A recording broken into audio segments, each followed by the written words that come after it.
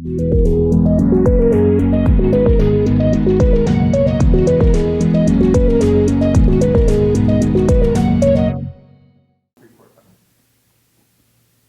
my name is Gareth. You're watching the Hub Online Network, and boy, do we have a treat for you today. Councilwoman Sue Peters has made the trek all the way from Cache Creek to Ashcroft. Sue, how are you doing today? I'm doing great. All that way, I had to really plan this trip, you know. I bet. I had to stop for water a couple of times. Yeah. Gas Had a up. snack in the car. Right? Yeah, I was. Have you been following my escapades online? I've been walking. Yes, I have, and that's the first one I saw. It's like, oh my goodness, that's a pretty big first step. But So, a significant blister from that walk. oh, I bet you do. Yeah. But we're here to talk about you being a councilwoman in Cache Creek. That is what we are here for. Okay. So, let's start off with the infinitesimal question of, why'd you do it? Why? Well, as most of you know, I'm quite involved with the village of Cache Creek. I've lived there for 22 years this time. It'll be 23 years this time. And we did live here. My daughter Alana was born when we lived here the first time.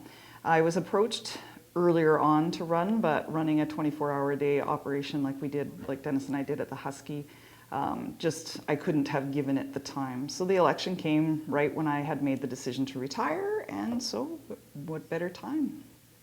Was there something specific that you wanted to change it, or was it just you thought the idea of council was fun?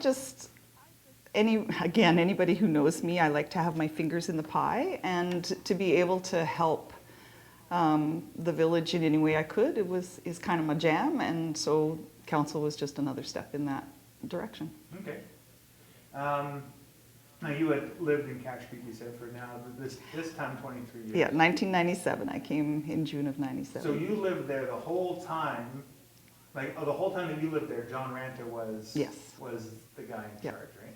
So what was, from when you came to live here 23 years ago to now, what was the landscape, how has it changed? I think the saddest part for me is the decline in our population and the businesses that are closing.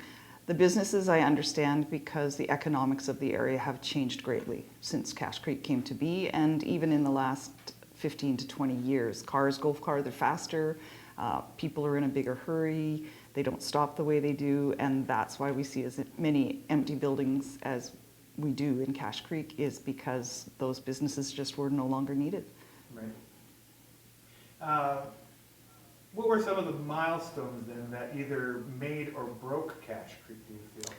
I think losing Greyhound, it's been kind of a slowly tumbling boulder, for lack of a better word, that we lost the Greyhound terminal, then we lost Greyhound altogether.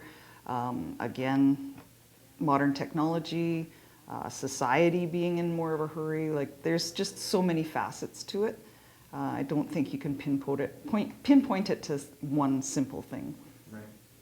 Were you there when the landfill was created? I was not. We moved away just before that happened. We weren't involved. I wasn't involved in that at all. So you missed all the protests, and my parents apparently were heavily involved in the protests. The protests, yes. I missed all of that. But yes, we still get that Nomer every once in a while too.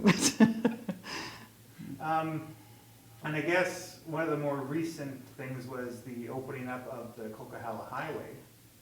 And to be perfectly honest, the first time we were here, we owned a business, and that's part of the reason we left. Really? we were rats in deserting the sinking ship at that particular point in time. We foresaw a decline and wanted to take advantage of another business opportunity that was actually better for us. Right. So what made you come back then? Opportunity. We were going through a rough time financially, personally, and had lost a business. And Chris and Scott Berkey were still in town here, and they have been lifelong friends of Dennis's.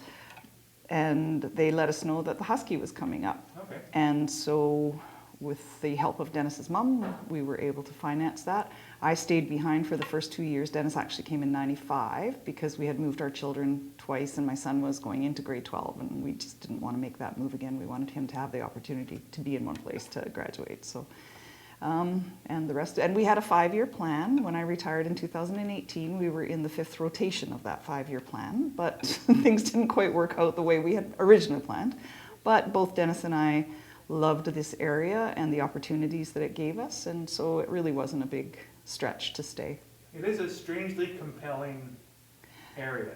There's a lot of people that leave and come back, and they can't wait to get out, and yet this is home. I didn't grow up here. I'm from the coast, but since I've started living here, it's, of all the things I could possibly complain about, I can't complain about the place that I live. So yeah, which is for people come to Cache Creek and go, this is where you are. Yeah, right. But and they say why, and then you start listing off the reasons, and they understand it better. Right. So you ran a husky for 23 years. And before we get into council stuff again, what was sort of the ups and downs of having that business? 24-hour day, phone calls in the middle of the night would have been the downs. Meeting an amazing number of people, both staff and customers over the years. And since I've retired, that's probably what I miss the most. We had loyal customers that came in every day. We had customers that we saw once or twice a year when they would go up to Alaska and come back every year, that would always stop in and see us. And I miss that, the camaraderie and the people. Again, I don't miss the hours. There was a lot of long ones, and you know, it was a good business. We had a lot of fun, lots of ups and downs, but you do with any business. So, did you enjoy the gas station side or the restaurant side more? Both. The restaurant was a little more challenging to run than the gas bar was, but I enjoyed the people on both sides. So, what was your stiffest competition? The Chevron. Yeah. Yeah, without a doubt. Yeah. No, fair enough. Yeah. Okay, so now it's 2020. 5 years ago was our first flash flood. Mm-hmm. What were you involved at all with the cleanup of that? I was. We have an old 1979 3/4 ton pickup truck that my husband bought when it was a year old, and Alana and I loaded shovels and wheelbarrows into the back of that, and we would work all day and then jump in the truck and drive around and look to see where people were working. And it's one of the first times I became super aware of what an awesome area we live in, not just community, because we had people from Ashcroft, we had people from Clinton, we had people from Merritt that came and helped dig people out. And we were not alone in the driving around and looking for a place or a house or some people that needed help. There was a group of us that would almost migrate together. We would look for each other's vehicles because we knew that that's the spot we needed to be. So that's how I was involved in that one. Not so much in any other capacity other than just as a volunteer digging. Right. But you were significantly impacted when the wildfires came along. Yes, 2017 was a challenging year. It started, of course, with our loss of Clayton, and that's when I first got involved with the fire department. Myself and an amazing group of ladies pooled together, and again, our communities came together, and we had to actually stop for asking. We had to put a post on Facebook asking people to stop bringing food to the fire hall during the search because we just had too much stuff. We couldn't deal with it. Then when the fires broke out, my first inclination was to help. Got heck from both my kids, but it's who I am, and it's how I was brought up. My mother was the same as I am. If you see something that needs to be done, you go and you help do it. And so I did leave the first night, but I came back in the following morning, and again, that amazing group of ladies, some of them, well, the ones that were fire department spouses came back, and we fed firefighters from all over British Columbia, along with our own departments and Ashcroft's department. And that was my involvement, was feeding people. I was fortunate that I still had the Husky at that time, and we pulled everything out of my cooler and my freezer, or not my freezer at that time, the store, and Damien Couture was managing Tim Hortons. They had no power, so we pulled everything out of his freezers and fridges and brought them down. If you ask anybody that was involved, I'm not sure that they've eaten bagels since, because we had bagel sandwiches, we had bagel breakfasts, we had bagel French toast, we had bagel everything, but it was awesome. And then we had Elizabeth Fry and Eureka managed to get us supplies from Save On Foods. They came out twice with supplies for us so that we were able to keep, because we had fire departments that were passing through that would spend the night, and we also had some that were in residence and living in the community hall, and so we fed them as well. So it was a very interesting experience. But so at that time, when the fires were happening, were you the only gas station running? I wasn't officially open. We did close. The only reason that we did open was the RCMP and the fire departments that were coming through were having to go to Skeetchison to fuel. Right. And for those that were traveling up from the coast, sometimes it was the middle of the night. And so I got permission from Husky to go into the building and provide fuel. Oh, nice. Yeah. There you go. So I know there was some discussions about why I was allowed to do it, just so that you know, gas stations in franchises make less than a cent a liter on fuel, so it wasn't for the money. Well, it's still a very noble activity for staying open and keep the emergency service. It was just running. something that Alana and I could do to be able to help things out. It was a little hairy at first because I was on call 24 hours a day for it. Then we set up some regular hours, and the only exception was if a fire department was heading through to go north, which a lot of them did in the night, then I would go down on fuel. But mostly for BC Wildfire and for the police and fire locally, I had set hours that I went down. The rest of the time I was at the fire hall. Awesome. Now at that time, were you part of now and you're going to have to explain the acronyms, but were you part of the ESS and the EOC? No. Apparently we had an EOC, but we didn't know that. And what is an EOC? An EOC is an Emergency Operations Center, and it in an event that happens, you call EMBC, Emergency Management British Columbia, and you get a task number, and you run under that task number, and funding is available to help the community weather these storms. I didn't even know what a task number was. We had a fire department come in and order 3 meals a day from us, and actually he was someone from the BC Fire Commissioner's office, and I'm like, whoa, no, you realize that we're pulling stuff out of our fridges to feed these people. And he's like, well, what's your task number? And I said, what's a task number? So I now have the card in my wallet that I carry with me at all times, and I've started taking some courses on emergency operations centers, and so have become a little more knowledgeable. Did that experience prompt you to get your card, or becoming a councilwoman, was that the catalyst? No, it was going through what we went through and finding out that there was help available that I started on that. Well, I was already in council, but I when I started taking the courses, because that's when I became aware that they were available, right, through EMBC. But it was an interest that I had prior to council. All right. And as a matter of fact, the first training that you take, they say politicians are not allowed in the Emergency Operations Center. And I did a 2-day course in Lytton last year, and during our training exercise, the fellow that was running the course, when it came my turn to go into the EOC, said, you can't go in. And I said, today I don't have my council hat on, I have my volunteer hat on. And so when one of us, because we're a small town and we have a limited number of volunteers, if members of council weren't involved in things, some of those things would not succeed, because, not to toot my horn, but I'm not alone in my volunteerism on council, so it's not just me. But in a small town with the smaller number of people, there's exceptions to the rule. Sometimes it's hard to separate the two roles. I had a little bit of trouble at the start of our flooding this year, because my job in the EOC this year was logistics, and that's procuring and spending money that we then apply. Well, we're supposed to pre-apply to the province to get funding for them. And because things were happening so fast, and we had a little bit of control issue at the very start, money was being spent without the approvals being put in place. And there were a few nights I didn't sleep worrying about that from my council point of view, that I knew the village couldn't afford to foot those bills without the financing from the government.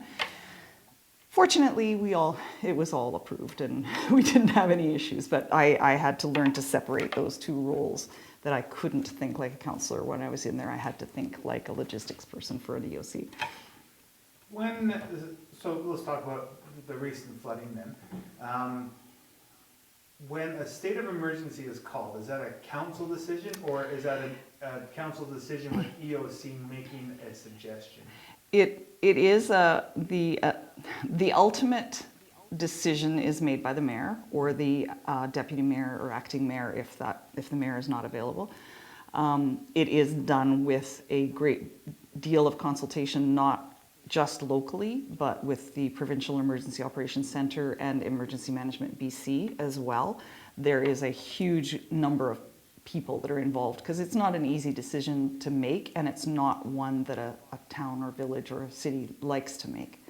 So the incident commander is usually, in our case, for the most part, is our public works foreman, and Shane does a very good job at that. So it would be a discussion with, this is what's happening, this is what we think is going to happen. We need to be able to access properties, we need to be able to do works in the river and the creek. Those are all things that are allowed under a local state of emergency, and so that's when that decision is made. We don't, in order to do emergency response, we don't have to be in a local state of emergency. So there's two layers to that pie, which I've only just learned this year. So I'm constantly learning things. But so I live in Cache Creek, yeah. so I watched it all sort of happen. And I remember the night that it started. It was a Saturday night. Saturday, April the 18th, yes. Like 10 in the evening, trucks started coming in and out of the Sage and Sands mobile home park, picking up riprap yeah. and bringing it to where it had to be. Yeah. But the creek, and this was the Cache Creek specifically at this time, because we have had 2 or 3 other flooding events with the Bonaparte. Yeah. But Cache Creek wasn't overflowing yet. It was preemptively, we know that it's coming, so let's be proactive. Yes. So is there a different set of protocols? Like it's not reactionary. We're getting ready for it. Yeah. Is it? It was imminent. We were still under a state of emergency at that point. It got declared that night. Right. Yeah. This is something I struggle with in what I'm learning this year. To me, to be able to be proactive and know that when Cache Creek floods, A, B, and C happens, let's protect A, B, and C prior to the event.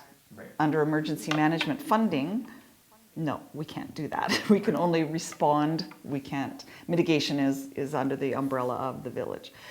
So this year things happen earlier than normal for both the Cache Creek and the Bonaparte, and they have extended far longer than normal, and the damage has been far higher, far greater than we've had in the past. So we were able we declared the local state of emergency, and we got our task number that night. We activated the EOC the following morning at 7 o'clock and moved forward from there. And by that time, Cache Creek was breaching, it was coming close to breaching. So we were able to, with the help of EMBC this year, anybody that went by the fire hall, for instance, saw what are called HESCO bins. That's a new thing I learned this year, or Gabion baskets, and they take the place of sandbags. So they are, you can do a larger area in a much quicker time than you can with traditional sandbags. So that was a preparation that we were able to, EMBC supplied those bins, and we were able to fill them under EMBC funding. They worked great. They will be a thing that we access every year. So I guess when you have a task number and the threat is imminent, then you can start to do those preventative things, but you can't do them like a month in advance. So. Do you feel that there's a way for us to be so proactive that we can mitigate flooding next year? Unfortunately, I don't think we can do anything. I think we'll have flooding again next year. We are bound by provincial red tape in a lot of ways. We have an active We have a consultant and a grant that has been in the works since, I believe, 2018, where they are looking at the whole channel and the Bonaparte as well to see what we can do moving forward to help mitigate some of these problems. And the province, in their emergency plans, the whole act is being rewritten as we speak. They are leaning more to mitigation where it used to just be response and recovery. Now they're looking at mitigation as a part of that. So we're hoping funding will become available, because for a village of Cache Creek with a limited income stream, those works are very, very expensive and beyond our scope. So it is a work in progress. We are working towards it. The other thing that ties us down is fisheries, lands, oceans, natural resources. We have a very small window, a smaller window on the Bonaparte than Cache Creek, but it's a very small window that works can be done in the river because of them being fish-bearing streams. So we're tied with that. So removing log jams, we've been trying to get log jams in the Bonaparte and in Cache Creek removed for about 3 years now. But the window's either closed before we can get the work done, or the funding hasn't come through in time. So it's probably the most frustrating thing for me in council is the red tape and the hurry up and wait that happens. As a business person, I'm used to seeing a problem, reacting to the problem, and solving the problem. And it's just not that simple in politics, unfortunately. I've heard that before within these interviews. Yeah. People, so. Hypothetically, I know hypotheticals are whatever, but let's just say money wasn't a problem and you were just allowed to fix it. Mm-hmm. What would it take to just fix it? It would take a lot, because it's not just, we are also limited by, we are only allowed to work within our village boundaries. Okay. So the source of Cache Creek's problem and the source of Bonaparte's problem aren't within the village limits. Right. They are on Crown land, further upstream. So in a perfect world, all of us would work together and we would fix this, but we know that we don't live in a perfect world. So for us, it is studying what are the best ways with the least impact to residents and businesses, because that's an important component. The Cache Creek corridor has a number of businesses right along it, including the elementaries and the elementary school as well, that would all be impacted by any mitigation works that are done. We also have to deal with Ministry of Transport and Infrastructure, because the culvert at Dairy Queen is actually the responsibility of Modi. So ours is the one by the fire hall and the one by Cache Creek Motel. Theirs is that one. So if we do works on these two, it still causes a problem there if they haven't done theirs. Right. If they do work and we don't do work, there's still an impact. So there's many, many facets to it. It's not a simple and easy fix, unfortunately. We'll switch gears here a little bit. Okay. Let's talk about councils. Okay, so as you've previously stated, you've been here for 23 years, and you're now a councillor. So before you were a councillor, you've been a councillor now for, this is your second year? Yeah. Okay. 2018. So you've been a councillor for 2 years. Mm-hmm. What is your council doing different in comparison to the previous council? And based off of what you personally see being on the inside as opposed to being on the outside, Yeah, okay. are you objectively doing positive things for Cache Creek versus what the previous council was doing? Is it sort of similar? Or are you guys like, kicking butt? Cowboys. First off, I would never speak ill of previous councils or criticize what they've done. Councils do what they think the council at the time thinks is best for the village with the information and the resources that they have. One of our focuses has been to try to get some continuity of staffing, because that's been, I think, the biggest challenge for our council, especially coming in with myself being brand new. Wendy was 2 years in term. Lisa was our experienced. Councillor Pittman was on council, but it was a number of terms ago, so things have changed. When we took office, we had no administrator, no financial officer, and the 2 girls in the office were relatively new. We were fortunate in that Marilyn Surgison, who had experience with the village, came back to help, but we didn't have that continuity and that opportunity for training that a council needs from that experienced senior staff. So I think that was probably our biggest challenge. We're still finding things that got lost in the shuffle, funding opportunities that we didn't even know about that are coming up, and it's solely that continuity issue. So that's kind of been a focus for us, is to get staff in place that are going to be here for the long term, or in municipal politics, I'm learning that's like 5 years, 4 or 5 years. But to have some continuity and to get those programs back in place that might have gotten lost in the shuffle with turnover. I think that it was quite interesting when we did our roundtable prior to the election, when we all got our opportunity to speak, that every single person that was running for council had the same goals. They all wanted to work towards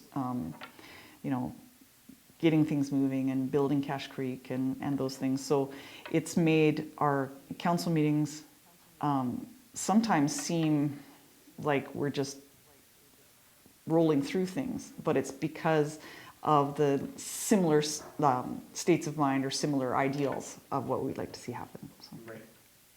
If I may, if I had one, and I talked about this with Lisa, and beforehand and I still don't necessarily fully understand the way that you guys structure your council meetings in comparison to, say, Ashcroft.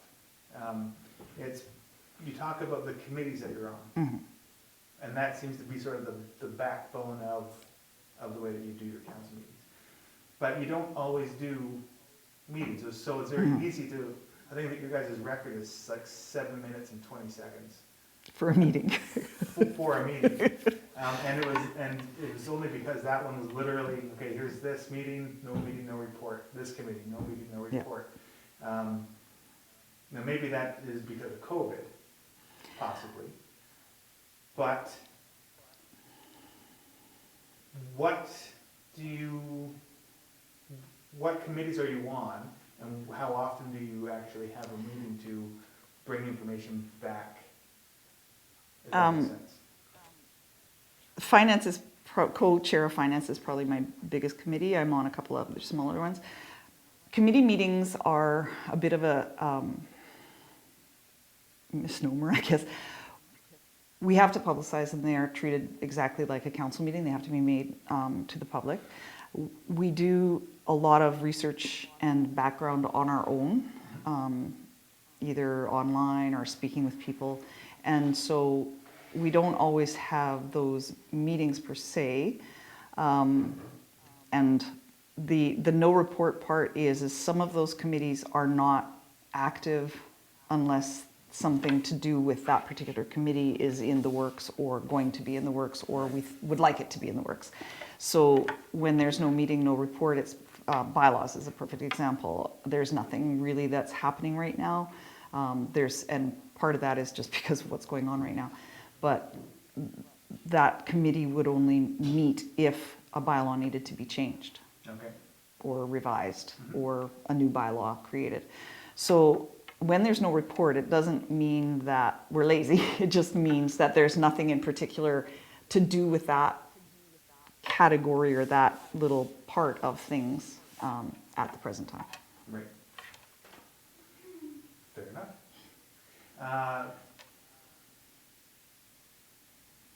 So when you became a councillor, was there any kind of a training period? Nope. Pretty much you just kind of get dropped into it. We're fortunate in that we are a group that works relatively well together. We have the odd conflict, but those are to be expected. We're all different individuals and different personalities, and that stuff happens. But we were fortunate to have Lisa and Wendy and their knowledge of what previous councils had done, and Marilyn at the very start. She was a godsend to us. And then when Martin Dawson came on board, he had previous history with the village as well, so he was able to help us out with some things too.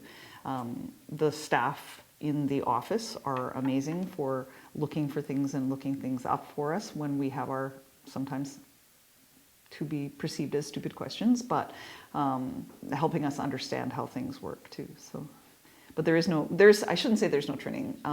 SILGA, Southern Interior Legislative Assembly, has a seminar that we all attended just after the election, where they talk about ethics and legalities and responsibilities and those kinds of things, but there's no in-house training per se. Right. Was there any kind of, if you had questions, were you able to contact any of the previous councillors or the previous mayor for advice or help? I personally did, because I'm not afraid to do that. They were very open to any questions that we had and explaining why they thought that way. So I had a couple of them that I sourced.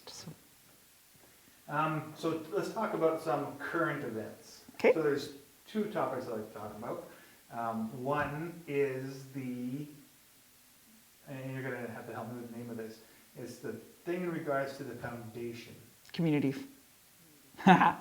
It's a community benefit, no, community foundation. It's through, it's funding that's available through the Northern Development Initiatives Trust, which is a municipally owned trust company that I think we're the southernmost tip of it. No, Logan Lake's in it too. North, all the municipalities and the regional districts contributed funds to this trust when it was created, and the trust then maintains and manages that trust. Okay. So one of the things they do, and it's under the cap of economic development, is they have a community benefits program, and they will, from the trust, a village or municipality or regional district can apply up to $50,000 towards a foundation that they will match funds up to $50,000, and that those funds are used within the community to benefit the community. The tough part for us is going to be getting that foundation formed, because it's not supposed to be an arm of council. It would be similar to when the floods of 2015 happened and the Cache Aid Committee was formed. It would be a very similar dynamic to that. So some funds would be available and community groups would apply for those funds, and then that foundation, that group, would decide whether those funds qualified and whether they could be dispersed. Okay. Having done a little bit of research on this, so I'm hoping for some clarification. Okay. So you would put in $50,000, MDIT would match that $50,000, right? So that $100,000 would then go into the bank, and the foundation would only be able to hand out the interest off of the $100,000. Now, I am not the expert on this. Councillor Coomber has done far more research on that. I'm kind of riding on her coattails and helping her with it. That is my understanding. If there are extreme circumstances where principal could be used, but the goal is to only use interest, so that initial pot is always there in case something catastrophic happens and those funds are needed for the community.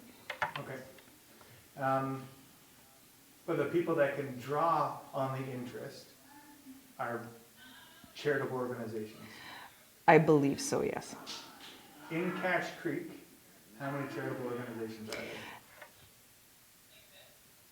There aren't a lot that are specific to Cache Creek, but there are a lot that benefit Cache Creek. So I belong to the Lions Club, so to toot that horn, we do a lot of our work, it's the Ashcroft and District Lions Club, but we do a lot of work both in Cache Creek and Ashcroft. So those kinds, Elizabeth Fry, for instance, benefits both Cache Creek and Ashcroft residents. The Equality Project. Charitable, I don't believe is the term, it's not for profit. Okay. So that's a little different.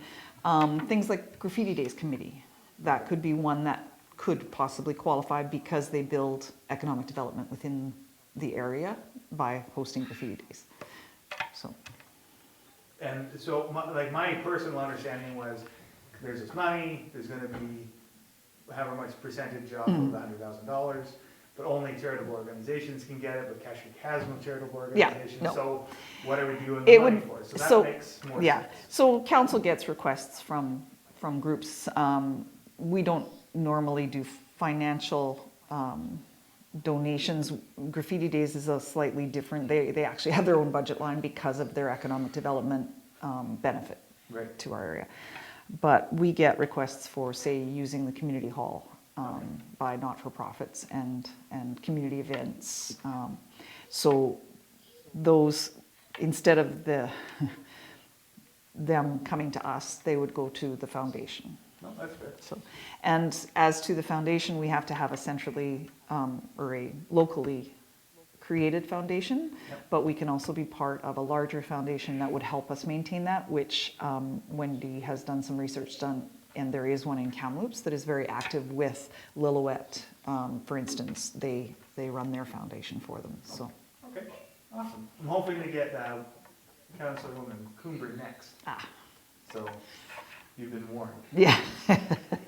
All right, so now there has been kind of an elephant in the room in the Cache Creek Council for the last month. And people can watch this because we, of course, film all the council meetings. And this is, of course, the perceived conflict of interest through what was going on with the flood. The businesses that were hired by council, or the village, I should say, to mitigate the damage by the flood, and who runs and operates those businesses. So can you walk us through a little bit about what that Okay. is? To start with, the elephant in the room, we know that it's concerning Mayor Talarico and his son's businesses. In order for it to be a conflict of interest for Mayor Talarico, he would have had to be an active participant in the decision-making or had undue influence in the decision-making. The decisions that were made by the Emergency Operations Center. They weren't actually even made by the village. Okay. So yes, the Emergency Operations Center runs under the umbrella of the village, but it is kind of an entity unto itself. I personally did the majority of that hiring, and so I can speak very, very factually about it. You are not related to or anything with the people that own those businesses? No. Okay, keep going. Unfortunately, our list is outdated. We've learned a lot from this emergency. So we were running off a list from 2013, but we did have High Torque, Coyote Valley, Ivanhoe, Ibex, the Bonaparte Indian Band, and we actually had H&M Contracting out of Penticton on site during the flooding, and they helped us greatly, thank goodness, because we had so many things happening at once. The local 5 that we had on our list were given priority over H&M, of course, because they weren't local. The decisions were made based on equipment and availability. So we have a list. I start at the top of the list. I call down until I find somebody that's available. What were some of the conversations like? You mean with the contractors? Yeah, so let's say you call the first person, this is what's going on. Yeah, hi, we have Sue calling from the EOC, Village of Cache Creek EOC. We have a sewer line exposed on Old Caribou Road, and I need somebody to come and place some riprap. Are you available? And they would say, yes. And I'd say, okay, I'm gonna put you in touch with Shane, our incident commander, and I will order the rock from CRC and we'll get things moving. That person doesn't answer. I leave a message and I say, same thing, give me a call back as soon as you can. And then I go to the next person on the list, because the majority of the time when I was making those calls, it was a critical moment. So we couldn't wait a day or 2 days for somebody to come do this. It needed to be done right away. So I go down the list, and then I had one that was more than willing to work on Cache Creek, but didn't feel his equipment had the reach for the Bonaparte, and he wasn't comfortable working on the Bonaparte. So anything that came up for Cache Creek, I always phoned him first. We had somebody that wasn't available through pretty much all of Frechette and the flooding, but he's still the first person I called because we haven't used him yet. So, and those, I have logs of all of that. I have dates and times of all of those calls, what the people said. I have texts. We used all of them. On one particular session when Bonaparte was starting and Cache Creek hadn't finished yet, we had every single one of them with the exception of the one that wasn't available on site. Wow. So we, and Shane, our Public Works foreman, who in the past has kind of made those decisions, he is also very cognizant of fairness. And so he comes to me and says, hey, we haven't used so-and-so, is there a reason? Right. So there's checks and balances in place as well. So my personal feeling is that we did the best to our ability to avoid any conflict of interest. There was no conflict of interest in my eyes, but I am only one person. And that if you spoke to most of the contractors in town, they would probably back me up with what I've just said. So, which of the council members, which of the council members are involved with the EOC and the ESS? Councillor Coomber did communications, and I did logistics, and Lisa has been for years the head of our emergency support services group. Okay, so the name that is missing that would be in that room would be Talarico, which it sounds like he wasn't. No. Well, he was in on briefings.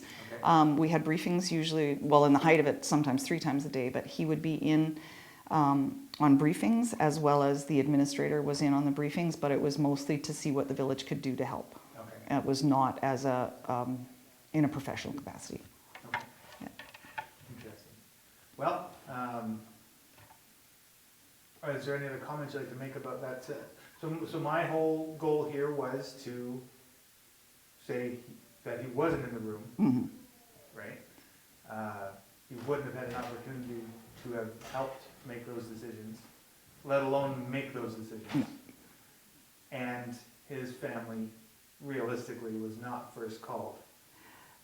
On numerous occasions, no. Numerous Matter of fact, the first work Noel did with, or IBEX did with this latest flood event that we had was 4 or 5 days into it, and he hadn't done any work prior to that. We'd had all the other contractors on site. Okay.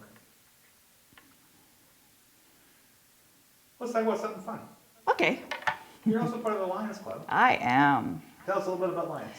Lions is an amazing group of ladies and gentlemen that I have had the pleasure of getting to know quite well. They truly believe in the motto of, or the credo of Lions, which is we serve. The average age astounds me. They make me want to be just like them when I grow up. We have an 86-year-old who never says no to coming out to helping at events. We have 4 or 5 members over 80 now. Wow. We have members in their 70s. At 66, I'm considered one of the youngins. Constantly looking for new members, so if anyone is interested, give me a call. Is there a low age limit? I believe you have to be legal age, but okay. So age of 19, but I'm not 100% on that one. But there's no like Lions cadets. There actually is. There's a group called Leos, okay. Which is, we don't have an active Leos group here. There's one in Kamloops, and it's usually done through the school, and they get involved in things that the Lions Club, they'll come out, for example, pick up bottles and cans at an event where we have our trailer doing barbecues and stuff. So, and they are involved in the food bank and those kinds of things, helping out. So starting them at a young age to that credo of we serve. Awesome. Yeah, I really enjoy it and encourage anybody that's at all interested in seeing what we do once we're allowed to have meetings, to come and join us, and even just come for an evening and see what our meetings are like and see what kind of things we're involved in. Well, what do you guys do at events? A lot of ours is behind the scenes. It's monetary donations. So all of the service clubs in the area are challenged right now because we can't have bingos. We can't have usually our trailer would have been at Mother's Day, graffiti days. we were supposed to have our trailer at the August 14th event that was being organized to raise money for Honor Ranch, those kinds of things. So we've had to we're having a meeting, an outdoor meeting actually coming up next week on the 25th to kind of go over what our priorities are going to be given the fact that we can't build our coffers back up and that we're just giving up. But we support, if someone has a tragedy, loses their home to a fire, there's an automatic $250 donation to the family with no questions asked, no application. The money is just delivered to them, usually through ESS. We have the fire department, Lions clubs around Western Canada work together, and we've made substantial donations to the Ashcroft Fire Department, the Cache Creek Fire Department, and the Loon Lake Fire Department. Very involved with EFRI and the Equality Project and supporting those. Just, yeah, a lot of different little things that people may not know about. We, for years, had a hearing aid project. We just did a wonderful fundraising event with Tim Hortons, the Smile Cookie campaign, where not only did we raise enough money to buy new hearing aids for the young man that we were raising the money for, we also put money aside for his next set of hearing aids. Nice. And we also donated money to the cadets for who he is involved with towards their trip, which unfortunately got canceled, but back east for the anniversary thing they were raising money for. So our community, we just had a barbecue, a COVID-safe barbecue at Canada Day, and thank you for giving us a little push in there when you did your filming up there. And we had people that came just to get a burger in the pouring rain just to support us. So we have a very loyal following, and anytime we do any public event, I can't tell you how many people come up and say, you know, you helped my family in 1980 when we were going through a hard time. Like the memories are strong for those that have been helped by the Lions. So it's a great, great group. Well, if nothing else, next time you guys have an event, let us know and we'll put it on. We will. Our news show. We're actually going to be doing a barbecue at the August 1st Cache Creek Market. Well, they have graciously allowed us to be part of that. So, yeah. And the other thing the volunteerism thing I'd like to say is our Emergency Operations Center is run for the most part by volunteers. And so if anybody is interested, we're hoping to have a public meeting once we're allowed to and kind of do a recap over what's happened this past year and about what happened during the flooding stuff. And if you want to become involved, get hold of me. There's courses that are available to be taken. There's jobs that can be done in an ideal EOC. We were fortunate. We had a group from the city of Kamloops come out and help us for 3 days from their emergency operations center, and 7 of them came out to help us. Well, we didn't have 7 total in our EOC. So, and we had some Tanya Wong and Damien Couture both were invaluable volunteers that came forward as well. Wendy and I both had our volunteer hats on. We did not have our council hats on when we were doing that. So it's run by volunteers, and the more people that you have, the better it is, because there's long hours involved sometimes. So if you have somebody that can spell you off and get a little break, whereas because there were so few of us, we were there some days it was as long as 18 hours. I've probably put about 300 hours into the EOC in this event. But do you have any kind of training to volunteer, or can you just sort of show up and give me a call? Awesome. How can people get a hold of you? It's on the village website. Both my email address and my phone number is 250-457-0068.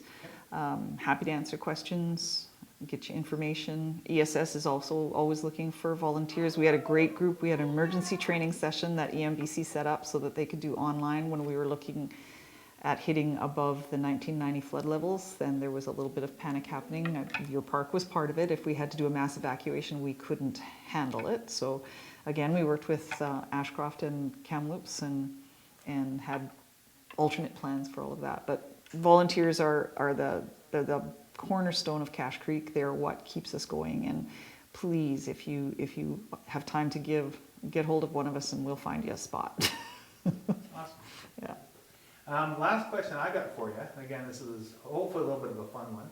If you could do something to Cache Creek as a councilwoman to make Cache Creek better, what is one thing that you personally want to see Cache Creek accomplish? How much time do you have? I'd like to see our economic backbone expanded. I think that we were dependent on the service industry, then we were dependent on the landfill. We need to diversify. We need to try to get some other things in. I would love to see broadband strengthened in our area because I think we are an ideal location for home-based offices. COVID has taught us that we don't have to be in an office building in Vancouver to do our work. We can be at home. But unfortunately, the internet speeds that we have in this area are a challenge. You guys would know this, of course, because it's what you're based on. That's a big one for me. And there is plans in place. Unfortunately for Cache Creek, we always are at the either southernmost tip of something or the westernmost tip of something. And so we are kind of always the last that's taken into consideration. Things start higher or east of us, and we kind of come in at the tail end or get forgotten sometimes. Toda and the Caribou Tourism Association is a perfect example. We're on the very edge of Toda. Toda focuses on Kamloops and the Okanagan. Cache Creek is a very small part of that. We're fortunate in the Caribou Tourism Association that a local girl is one of the higher ups, Amy Thacker, in that, and she includes Cache Creek in everything that she plans for that northern corridor. So I would like to see us have that opportunity to have the broadband widths and the speeds of our internet increased, because again, that is I think it was Kimberly somewhere in the Kootenays did a huge recruiting program through their village, through economic development, touting themselves as a home-based office scenario, and had a huge influx of population caused by that. So if we could offer that, I really think, and especially since COVID, a lot of people are going to want to get out of crowded cities, and they're going to want to come to rural BC where we have a safer, calmer environment. And I would love to welcome them. Our drawback in Cache Creek is available land and zoning. Zoning village can work with people that come in, but it's available land. But again, regionally, and this is the other thing that we're working towards, and I think we've made some huge step forwards, is working as a region rather than as individual municipalities, regional districts, and Indian bands. We had both COVID, again, perfect example, Ashcroft Indian Band hosted a roundtable where all of the area participants were involved with coming up with a plan. We are a far stronger voice as a region than Cache Creek or Ashcroft or Spence's Bridge or Ashcroft Band or Bonaparte Band or Clinton even, or Logan Lake even, if we wanted to expand. Emergency management is a huge thing of that. We can help each other. Sharing of resources, those kinds of things. I have so many things that I want to see us do. It's exciting to be part of it. But I think, regionally, if we can work together to share resources and share ideas and those kinds of things, that's a big one for me too, is that we are stronger as a group than we are individually. Have you spoken with MLA Taggart and MP Viss about especially the broadband? Yes, we have as a council, yeah. So I know that both of them are very strong advocates for trying to get that into our yeah. areas. So. They're both, even though they're on different political parties, they are both very strong advocates for this area right now. Brad Viss has taken our concerns with healthcare quite seriously. He's lobbying on our behalf. Jackie, of course, is tireless in lobbying for this area. So, yeah, I think we have a very good group right now, and look forward to what we can do together. Two things popped into my head, so I apologize. I know I'm keeping. Yeah, that's okay. What time are we at? Okay. Holy! So I like to talk. We're going to try and get this done in 7 minutes. Okay. One, you talked about staff.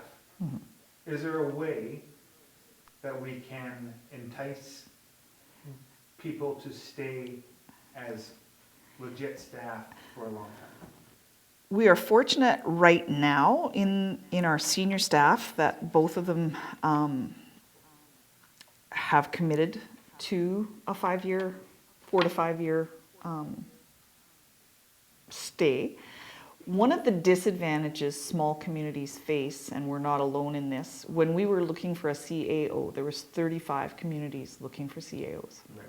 So smaller communities are often a stepping stone. It's a place to get your feet wet, learn how things work, and then move on to a bigger center where money's better, opportunities are better, and that's totally understandable. I would like to see or figure out a way, and if you have a magic way of solving this, please share it with us, is to entice people because of what this area has to offer. To make it a place where people want to stop and stay. Ashcroft was so fortunate with Michelle Allen and her longevity here. Like, she was a gem for this area because of her knowledge that continued year after year after year. She was local and wanted to stay here. Hiring local, if we have the people that are available and qualified to be able to do those jobs, that's where we are right now. Our CFO, her husband had already retired here. She was commuting on weekends and coming and got tired of the commute. So we were extremely fortunate to get her because she's overqualified for the job, but she came at the right time. We've needed her and she's been absolutely amazing for us. So that was an opportunity that kind of fell in our lap. We had interviewed a number of people that either wanted more money or wouldn't commit to living in the area. We had some that wanted to live in Kamloops and commute, and our preference is to have somebody that's kind of in the area. Now, that being said, in the future that might not necessarily be doable, but for us, we were fortunate in that we were able to get both of our people that we have in place locally. So, are you aware what the schooling might look like for both those positions? Just the schooling? For people that are watching, like if they go, oh, there's the possibility of a job opportunity, yeah. but... I know a little. We're fortunate that Christine, our CFO, is an accountant. So, but I really don't know. I know that there's courses they have to take that are municipal directly.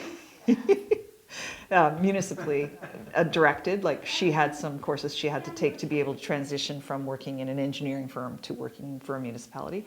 And I do know that there are courses available to become a CAO that you can do through online learning, some of it, and some of it. And over the years, they have promoted from within, and people have taken courses to upgrade to be able to move into a different position within the village. There is a way to do that, so. We've been a long time. She's bored. I'd be remiss if I didn't ask you about the budget. Yeah. And money's coming into the village and money's going out. Now, Lisa was talking about, people may or may not be paying their property taxes, and that is a big hit to the bottom line of the village. From sitting in on the meetings and the budget meetings and all that kind of stuff, it looks kind of bleak. Yes and no. We are facing some challenges. There's no ifs, ands, or buts about it. We sit together as a group and do what's called strategic planning meetings, and we build a wish list. And then we go through that wish list and we prioritize it, and then we hand it to our CFO and say, tell us how we can make it happen. She then takes it, so we have, right away, next 5 years, next 10 years, next 20 years kind of thing. We've had to this year, because of COVID-19 and the restraints, we did not, as many municipalities did, we chose not to do a tax increase, which had been planned. And we also had to take that wish list that we had for this year and push the majority of those things to another year. That's, for me, probably one of the hardest things is having lived here as long as I have, seeing things, and the pool is a perfect example, seeing things that I really believe in and want to see done, but knowing that we just can't right now. Right. And so our CFO this year, with our tax notices, sent out a short lesson on what each line of your tax notice looks like. And Lisa, I think, referenced the fact that we collect on behalf of other agencies. And so if your taxes include policing, schools, hospitals, regional district, we pay money to the provincial government, all of those monies have to be paid, whether you've paid your taxes or by the village, whether you've paid your taxes or not. So if you haven't paid your taxes, we still have to pay those entities that amount of money that should have been collected from you. So not only are we out whatever you think your taxes are out, we are out that part that we've had to give away that we haven't brought back in. So 2019 is the latest information, of course, and we had about $50,000 in arrears. And our recourses are very time consuming to collect that. There's regulations in place that protect the taxpayer, and so it should, to give them ample time to be able to pay. So by the time we could actually sell a property in a tax sale, for example, for 3 years or more in arrears, is about a 5 to 6 year process. So, you know, the lag time, even if we did collect that money, we've paid out all of that other money already prior to collecting that money back, and so you don't usually come out ahead at all. And you know, fortunately, in the time I've been there, we haven't had a tax sale. We haven't had to take that route, and I hope that people will do their best. We understand that these are challenging times. We're a service industry town. A lot of people either have had their hours cut or been laid off. It's a tough time, and it's a tough time for businesses as well. So, based off of the current budget, 2021, is there hope for the pool? There is always hope for the pool. Funding to be able to do repairs and maintenances to recreational facilities is very hard to come by. And our pool needs a lot of work, and it needs, we managed to open it last year because we got the extra gas tax funding. And one of our biggest challenges is the chlorine system that we have is not WorkSafe approved. We managed to do a temporary fix to that they approved for that particular year. You know, we did a walkabout with our village crew, and you know, the deck's uneven. There's so many things that need to be done. That being said, we're not sure whether it's going to be delayed with COVID and the cutbacks that are happening in other entities. There is some funding coming on stream that was supposed to come late October, November, early in 2021 that would allow grants for that kind of thing, that we're very, very hopeful. That being said, applying for grants is a very time-consuming and laborious project. So that's something that now you guys are possibly partnering up with Ashcroft through Yogi. We're working on with Yogi's company some of his asset management. Yes, and that in theory should open up more grant opportunities. Hopefully, yes. Okay. Yeah. So you know, there's always hope. I believe it's important to our town. If I was to win the lottery today, I would build a new pool. I wouldn't even hesitate. My kids would be mad at me, but you know, I think it's an important asset. Recreation facilities to me are very important. We're fortunate that we have what we have, and the decision not to open this year was a tough one, but it was because we were asked to make a commitment to staff, and we didn't know what was going to happen with COVID-19, and given all of our other challenges with the pool loses over $100,000 a year on a regular basis. So given all the other challenges that we have, that's a big number we have to take into consideration when we make decisions. So I believe that the majority of council want to see it happen. It's whether we can or not. There's a line that you have to draw somewhere that it's no longer financially viable. So hopefully we won't hit it. Awesome. Is there anything else to talk about? No, just I would really like it if they can't come to council meetings. Hub Online Network has been amazing in their coverage of the council meetings, both for Cache Creek and Ashcroft. I've started watching Ashcroft's as well. It's interesting to see the differences in the way we do things, but that's a good thing. But come out to meetings or you know, watch the thing, and if you watch the Hub Online Network broadcast, and if you have questions, contact the village office or contact one of the council members or the mayor. All our numbers and emails are available on our Village of Cache Creek website, and be involved. Like the more feedback we get from the community, the easier our jobs are. Awesome. Well, thank you very much for your time. Well, thank you. I'm sorry I'm so talkative. Oh, no. I'll explain that in a second. Yeah. So yes, thank you, Sue Peters. Of course, Sue Peters, councilman for Cache Creek. Appreciate your time. Councillor is the politically correct term. Oh, is that what it is? Yes. Gender I need to change neutral. all of my... Yeah, gender neutral. When I type up my reports to my bosses, I put councilwoman. Yeah, no, it's councillor, and then it's I generic. apologize. Although the women are taking over councils, both Ashcroft and Cache Creek, Right. and Clinton for that matter. So, I think I'd be more inclined if someone actually said that I don't identify as... yeah. Anyway, I digress. Thank you very much for watching, and we'll see you guys next time. Thank you.